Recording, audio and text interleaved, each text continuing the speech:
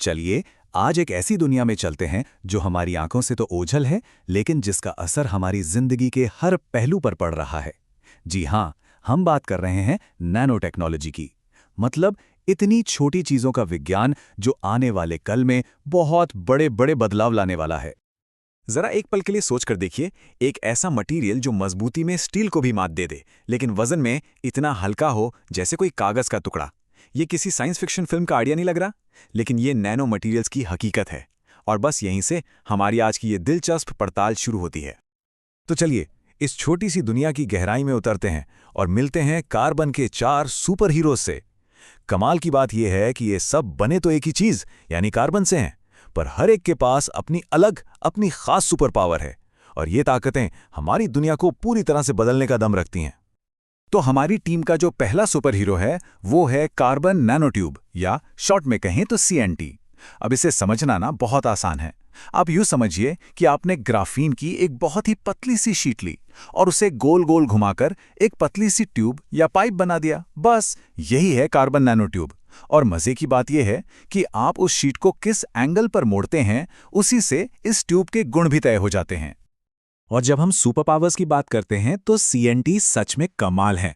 ये अब तक खोजे गए सबसे मजबूत मटेरियल्स में से एक हैं। स्टील से कई गुना ज्यादा मजबूत, पर वजन में उससे कहीं हल्का।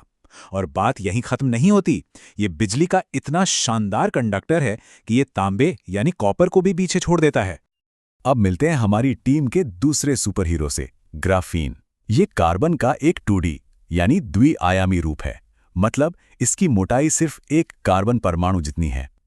आप सोच सकते हैं, इससे पतला कुछ भी बना पाना नामुमकिन है। ये इतनी बड़ी खोज थी कि इसके लिए साल 2010 में फिजिक्स का नोबेल पुरस्कार भी दिया गया था। और ग्राफीन की काबिलियत तो और भी हैरान करने वाली है। इसमें जबरदस्त ताकत है। ये गर्मी और बिजली दोनों का एक बेहतरीन कंडक्टर है, और साथ ही ये लगभग पूरी तरह से पारदर्शी यानी ट्रांसपेरेंट भी है।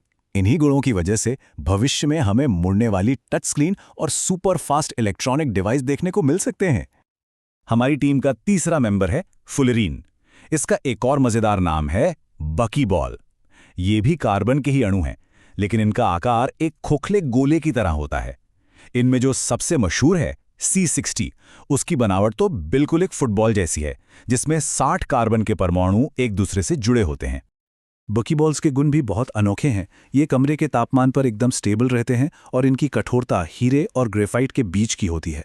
लेकिन इनका सबसे बड़ा गुण है कि ये बहुत शक्तिशाली एंटीऑक्सीडेंट होते हैं। मतलब ये हमारे शरीर की कोशिकाओं को नुकसान से बचा सकते हैं। इसी वजह से मेडिकल साइंस में खासकर HIV जैसे वायरस से लड़ने के लिए इनका इस्तेमाल करने की बहुत बड़ी संभावनाएं देखी जा रही हैं। तो चलिए एक नज़र में अपनी इस सुपर हीरो टीम को फिर से देख लेते हैं। हमने बात की कार्बन नैनोट्यूब की, जिसकी पहचान है उसकी जबरदस्त मजबूती। फिर हमने देखा ग्राफीन को, जो दुनिया का सबसे पतला और मजबूत पदार्थ है, और फुलरीन, जिसकी अनोखी स्थिरता उसे मेडिकल साइंस के लिए खास बनाती है। और हाँ, यहाँ हमारी टीम का चौथा सदस्य भी है, कार्बन फाइबर्स, जो अपनी कठोरता और हल्के वजन के लिए जाना जाता है। हर एक की अपनी खासियत और अपना एक जरूरी काम। तो अच्छा, अब जब हम इन चारों सुपर हीरोज से मिल चुके हैं तो सवाल ये उठता है कि ये असल दुनिया में कर क्या रहे हैं। चलिए देखते हैं कि कैसे ये कमाल के मटेरियल्स हमारी दुनिया को अभी से बदलना शुरू कर चुके हैं।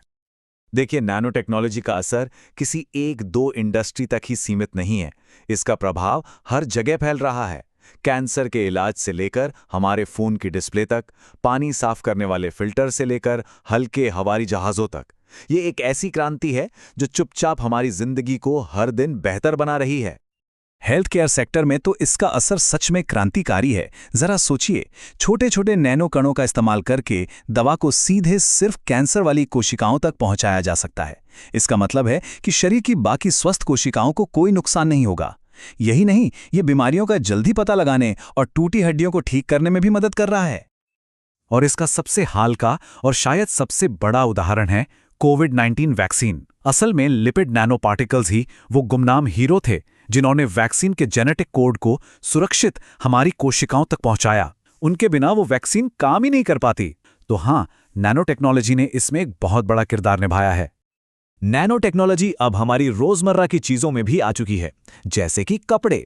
कपड़ों के ऊपर बस एक पतली सी नैनो कोटिंग कर देने से वो कपड़ा दाग धब्बों से बच सकता है, पानी उस पर टिकता नहीं, और तो और वो बैक्टीरिया प्रूफ और सूरज की यूवी किरणों से बचाने वाला भी बन जाता है ना कमाल की बात। और ये लिस्ट यहीं खत्म नहीं होती। हमारे स्पोर्ट्स के सामान जैसे टेनिस रैकेट या बाइक के फ्रेम, उन्हें हल्का और मजबूत बनाने से लेकर हमारे सनस्क्रीन तक, खाने को ज्यादा दिन तक ताज़ा रखने वाली पैकेजिंग से लेकर हमारी खिड़कियों पर लगी सेल्फ क्लीनिंग कोटिंग तक, नैनो टेक्नोलॉजी हर जगह है और चीज़ों को बेहतर बना रही है। इलेक्ट्रॉनिक्स की दुनिया में तो नैनो टेक्नोलॉजी ने एक के बाद एक कई क्रांतियां की हैं। पहले इसने हमें छोटे और बहुत तेज ट्रांजिस्टर्स दिए, जिससे हमारे कंप्यूटर और फोन ज्यादा पावरफुल हो गए। फिर इसने एमराम जैसी नई मेमोरी टेक्नोलॉजी से डेटा स्टोर करने की क्षमता बढ़ाई, और अब ये OLED जैसी बेहतरीन डिस्प्ले टेक्नोलॉजी को मुमकिन बना रहा है, जो ज्यादा चमकदार और लचीली होती हैं। और जब बात एक साफ सुथरे और सस्टेनेबल भविष्य की आती है, तो वहां भी नैनो टेक्नोलॉजी ऊर्जा से जुड़ी बड़ी बड़ी चुनौतियों का हल निकाल रही है। ये सोलर सेल्स को ज्यादा कुशल बना रही है, हमारी बैटरीज को हल्का और ज्यादा देर तक चलने वाला बना रही है, और यहां तक कि पवन चक्की के ब्लेड्स को भी और ज्यादा मजबूत कर रही है। तो ये तो हुई आज की बात कि नैनो टेक्नोलॉजी आज क्या क्या कर रही है, पर अब जरा भविष्य की ओर नजर डालते हैं। कल क्या मुमकिन हो सकता है? देखिए, सबसे बड़ी और अहम बात यह है कि नैनो टेक्नोलॉजी हमें चीज़ों पर एक ऐसा कंट्रोल देती है जो पहले कभी नहीं था। हम अब सिर्फ चीज़ों को ऊपर ऊपर से नहीं बना रहे हैं, बल्कि हम अपनी दुनिया को उसके सबसे बुनियादी लेवल पर, यानी एटम बाय एटम, एक एक परमाणु जोड़कर दोबारा बनाना सीख रहे हैं।